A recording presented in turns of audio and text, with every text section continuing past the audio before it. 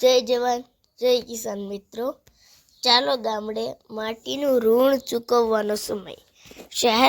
શહેરમાંથી ગામડે ચાલો, ખેડૂત બાપનો હાથ ચાલો. શનિ રવિ હવે આરામ માટે નહીં, સંગ્રામ માટે છે. કોલેજનું ભણતર અને ખેતરનું ગણતર હવે કંપનીને ભારી પડશે. યુવાનો પહોંચીએ ગામને પાદર, હવે સરકારને કરવો પડશે આદર. ઓફિસ અને કોલેજની રજા છે, આ આંદોલનની નહીં. બેગ પેક કરો અને ચાલો ગામડે. શહેરમાં નોકરી કરતા કે ભણતા મારા તમામ યુવાન મિત્રો, આજથી વીકેન્ડ શરૂ થઈ રહ્યો છે. આ શનિ રવિ મોલ કે થિયેટર જવાને બદલે પોતાના ગામડે જાઓ. આપણા માતા પિતા કાકા બાપા તડકામાં પોતાની જમીન બચાવવા કંપનીઓ સામે લડી રહ્યા છે. તેમને તમારા સાથ અને તમારા જ્ઞાનની જરૂર છે.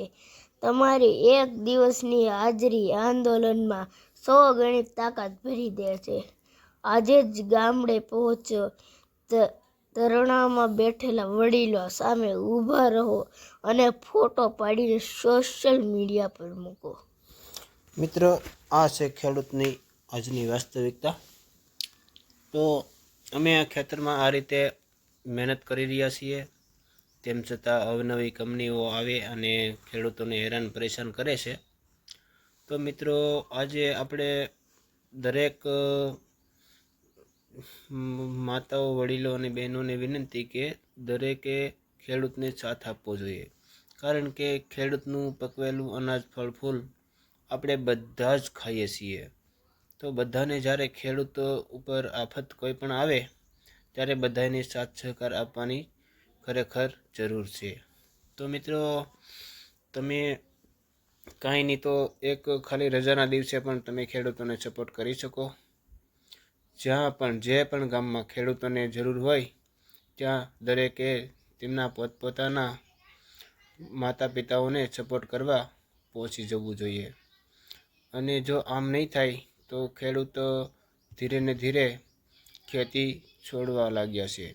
એટલે ખેડૂતોને સપોર્ટ કરતા રહો. અને જો ખેતી છે તો જ આ બધું જીવન સૃષ્ટિ શક્ય છે. આખા રાષ્ટ્રની વાત છે, આ કોઈ એક ગામની વાત નથી. અમુક જગ્યાએ આપણે પવનચક્કીના થાંભલા ડાયરેક્ટ ખેડૂતને પૂછ્યા વિના ડાયરેક્ટ એના ઊભો મોલ પાડીને નાખી દે છે.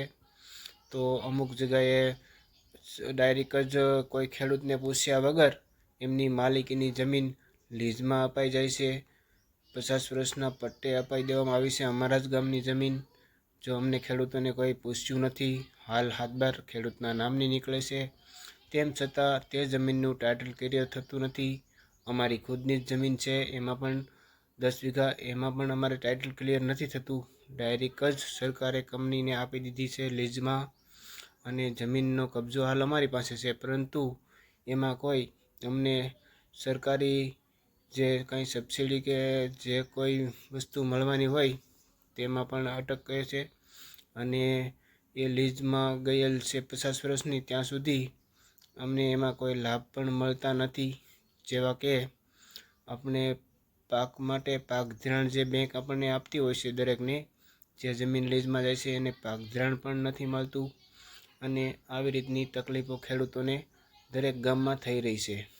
અમારા ગામની ખાલી વાત કરું, દયાળની મહુવા તાલુકાનું, તો અમારા ગામની લગભગ ખેડૂતોની માલિકીની 900 વીઘા જેટલી જમીન લીઝમાં કોઈ ખેડૂતને પૂછ્યા વિના કે સહી કર્યા વિના આપી દેવામાં આવી છે. હાલ ખેડૂત કબજો ભોગવી રહ્યા છે, પણ એમાં ક્યારેક કંપનીઓ ડાયરેક્ટ અમારી જમીનની નુકસાની કરે કે અમારા પાકની નુકસાની કરે એની કોઈ ખાતરી નથી. તો મિત્રો, ખેડૂતોને સપોર્ટ કરતા રહેજો.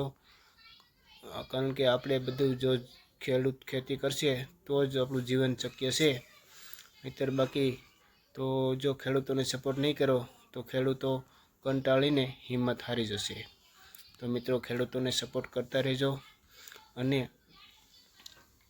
આ જે છે કંઈ વિડીયોમાં મેં મૂક્યા છે એ વિડીયો ટોટલ અમારા ફાર્મના અને અમારા રહેણાંકના, માલઢોરના રહેણાંકના અને અમારી મહેનતના છે વિડીયો. અને આ વિડીયો અમારા જ ખેતરના છે બધા. મિત્રો આવી રીતે અમે મહેનત કરતા હોઈએ તો સપોર્ટ બી કરતા રહેજો, અને જ્યાં જે કોઈ ગામમાં જરૂર પડે ત્યાં દરેકને સપોર્ટ કરજો ખેડૂતોને. જો કોઈ શિક્ષક હોય તો રજાના દિવસે મદદ કરી શકે, કોઈ ભણતા હોય, વિદ્યાર્થી હોય 10-12માના, તો એ પણ રજાના દિવસે મદદ કરી શકે. તો જ્યાં જ્યાં જરૂર પડે ત્યાં ખેડૂતોને સાથ સહકાર આપતા રહેજો. મિત્રો આપણે કાંઈ નહીં તો ખાલી રજાના દિવસે સાથ સહકાર આપીએ અને થોડુંક જે આપણું જ્ઞાન હોય એ ખેડૂતોને આપીએ તો ખેડૂત કોઈ દી પાછો ન પડે અને ખેડૂતની હિંમત બની રહે. તો મિત્રો આવા અવનવા વિડીયો અમારી ચેનલમાં મૂકતા રહીશું અને તમે સાથ સહકાર આપતા રહેજો. આ અમારી મહેનતના વિડીયો છે બધા. તો મિત્રો અત્યારે હાલ જો ખેડૂતોને કોઈ બી પાકના પૂરતા ભાવ પણ નથી મળી રહ્યા, અને હાલ જે ડુંગળીના ભાવ ચાલી રહ્યા છે એ ડુંગળી તો અમારે પડતર 300 રૂપિયા થાય છે, તો એના ભાવ માંડ ચારા વકલના 200 રૂપિયા આવે છે, અને અમુકને તો 200 બી નથી આવતા. એટલે મિત્રો આ મારી મહેનત તમને યોગ્ય લાગે તો સપોર્ટ કરજો, અને આગળ આવા વિડીયો તમને જોવા મળશે. તો મિત્રો જય જવાન જય કિસાન. અમે પણ જમીનને બચાવી રહ્યા છીએ જીવામૃતને જેવા દ્રાવણો આપીને.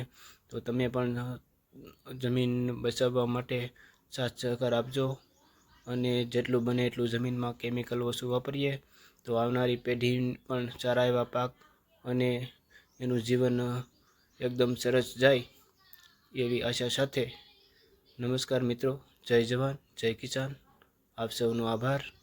વિડીયો જોતા રહેજો, સપોર્ટ કરતા રહેજો. તો જય જવાન જય કિસાન, જય જય ગરવી ગુજરાત. આ મહુવા તાલુકાના દયાળ ગામનું છે અમારું વિડીયો. તો જય જવાન જય કિસાન. આભાર. ભારત માતા કી જય. જય ગૌ માતા.